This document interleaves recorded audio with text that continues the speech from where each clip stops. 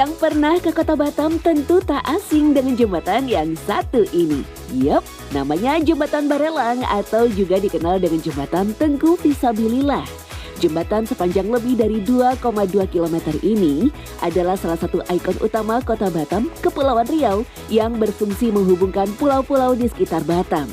Di antaranya Pulau Tonton, Pulau Nipah, Pulau Rempang, Pulau Galang, dan Pulau Galang Baru.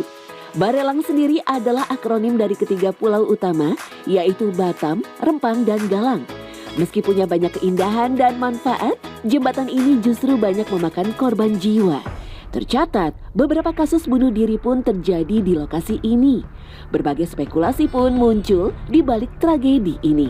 Bahkan tak sedikit yang menghubungkannya dengan cerita mistis Jembatan Barelang. Benarkah demikian? Selengkapnya ada di Secret Story, mengungkap rahasia di balik cerita.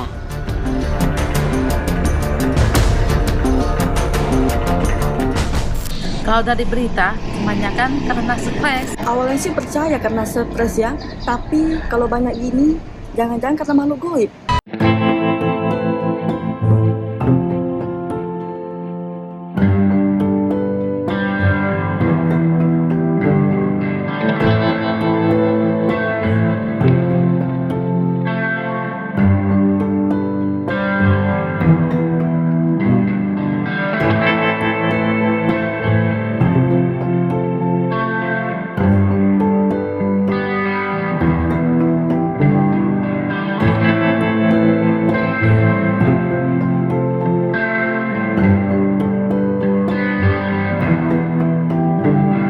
Tanjung Penarik. Melihat tampilan Jembatan Barelang yang begitu megah, rasanya mustahil jika jembatan ini juga dikatakan sebagai jembatan angker penuh mistis. Namun, sebagian warga yakin bahwa banyaknya kejadian di sekitar jembatan tak lain campur tangan penghuni Tanjung Penarik. Mereka menarik orang-orang yang berada di sekitar jembatan untuk berbuat sesuatu yang ekstrim. Mulai dari menguji adrenalin terjun ke selat di bawah jembatan, hingga panggilan sengaja bunuh diri dari atas jembatan. Ini kalau di jembatan satu ini, apabila orang terjun, laki-laki, itu jarang yang selamat. Seperti yang orang kelulusan Akmil ya, waktu itu saya ada di situ. Dengan bahasa dia itu saya dengar jembatan Ancol aja saya terjunin. Apalagi ini kecil bagi saya katanya. Kamu kok ngomong kayak gini? Belum tahu kamu ini. Ini Tanjung Penarik. Kalau kamu ngomong kayak gitu, kamu jangan-jangan nanti nggak balik. Dikisahkan seorang pemuda yang nekat terjun untuk merayakan kelulusan di sebuah pendidikan militer. Ia nekat melompat dari atas ketinggian sekitar 38 meter di Jembatan 1 Barelang dengan disaksikan rekan-rekannya. Namun rasa cemas pun muncul saat sang pemuda tiba-tiba menghilang ditelan arus selat yang sangat kuat saat itu. Dicarilah pawang. Pawang itu menyatakan bahwa jangan cari kemana-mana. Tunggu aja jam 12 siang hari Jumat. Saat itu ditunggulah jam 12 siang, memang nyata mayat itu timbul di situ juga dia terjun. Kisah lain yang paling terkenal adalah penampakan sosok wanita berbaju putih di sekitar Jembatan 1 Barelang. Kejadian ini banyak dilaporkan pengendara dan pejalan kaki yang melihat kehadiran sang makhluk astral berdiri di tepi jembatan di malam hari, terutama saat suasana sepi. Tak hanya pengendara, wanita dengan rambut panjang terurai dengan wajah yang pucat ini juga kerap mengganggu pengunjung dan pedagang di sekitar Jembatan Barelang. Suatu ketika pernah sekelompok anak muda berfoto di area jembatan. Hasil fotonya menangkap sosok wanita berbaju putih dengan tinggi sekitar 2 meter merangkul ke-6 anak muda tadi dari belakang. Sontak saja kelompok pemuda pun langsung membubarkan diri bergegas pulang. Mukanya hitam, dia rambutnya sampai bawah kaki. Dia ada 3 beranak. Yang paling usil anaknya yang 2 ini. Kalau mamanya ini yang sering penampakan ini mamanya. Kalau dia memang ada orang macam-macam dibuat dia. Cerita sesosok wanita yang selalu menampakkan diri di sekitar jembatan 1 Barelang juga dialami oleh seorang operator loader yang sedang tertidur di pos kerjanya. Akibat tidak mengindahkan permintaan makhluk-makhluk itu saat meminta tolong, malah petaka pun terjadi. Sebuah tugboat yang sedang berlabuh di dekat jembatan tiba-tiba terlepas tali satu dan langsung terbalik di bawah jembatan.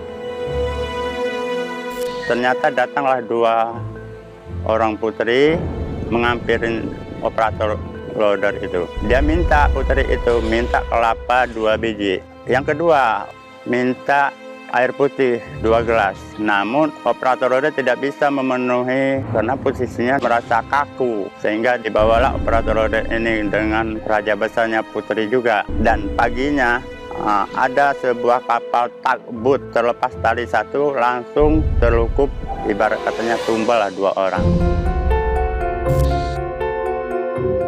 Sementara seorang warga yang terlibat dalam pembangunan jembatan Barelang mengaku banyak menemui kejadian aneh sejak menjadi pekerja pembangunan pelabuhan di dekat jembatan 1 Barelang.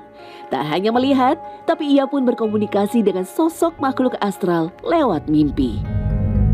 Waktu saya membangun pelabuhan ataupun warung di jembatan 1 ini, saya minta maaf. Sepertinya saya diizinkan membangun pas di tiang jembatan Barelang. Alhamdulillah, mungkin karena bahasa dari awal tadi, mungkin orang ini mau bersahabat dengan kita. Fenomena mistik yang terjadi di jembatan 1 Barelang ini juga dirasakan warga saat berada di tepi jembatan. Seringkali ada kekuatan goib yang membisik, memanggil, bahkan mendorong mereka agar terjun melompat ke bawah jembatan. Tiba-tiba saya pergi jembatan Barelang, begitu sampai di tengahnya bisikan suara yang kencang suruh saya terjun. Nah, kebetulan saya juga mau terjun, tapi kebetulan saya sadar. Saya sangat merasa di jembatan Barelang ini sangat aneh gitu.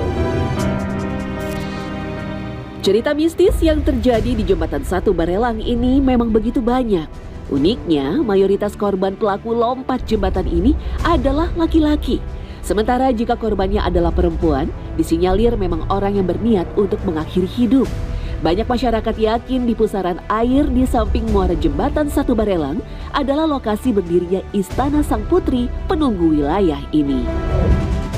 Yang paling disukai cowok yang darah lagi manis, umur 25 ke bawah itu suka dia. Itulah istananya, itu yang air muter. Nah, itu istana yang paling besar di situlah. Keunikan diakui warga juga terjadi pada kondisi dan keberadaan jasad korban. Jika korban tewas karena takabur atau berbicara tidak baik, maka jasad korban akan ditemukan di tempat yang sama saat terjatuh. Namun jika niatnya karena putus asa atau bunuh diri, maka jasad korban akan ditemukan agak jauh dari tempat ia mengakhiri hidupnya. Fenomena lonjakan jumlah penduduk di kota Batam konon menjadi pemicu fenomena bunuh diri di kalangan pemuda ini. Pertumbuhan penduduk yang sangat cepat justru menimbulkan tantangan sosial yang signifikan. Banyak dari golongan muda yang tidak memperoleh pekerjaan di sektor formal. Semua ini memberikan dampak serius terhadap kehidupan sosial warga Batam. Ditambah pula dengan kondisi ekonomi yang tidak sebanding adanya.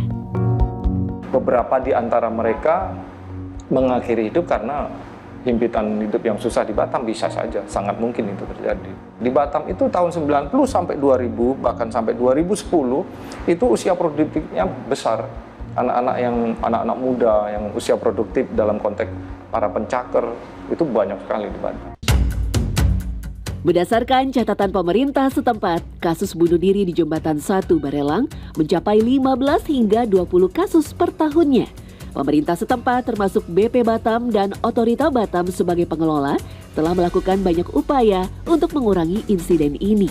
Selain pemasangan sejumlah CCTV, masyarakat pun tak lagi boleh memarkirkan kendaraan di tengah jembatan. Namun aturan tinggal aturan. Masih saja banyak orang yang duduk di pinggir jembatan.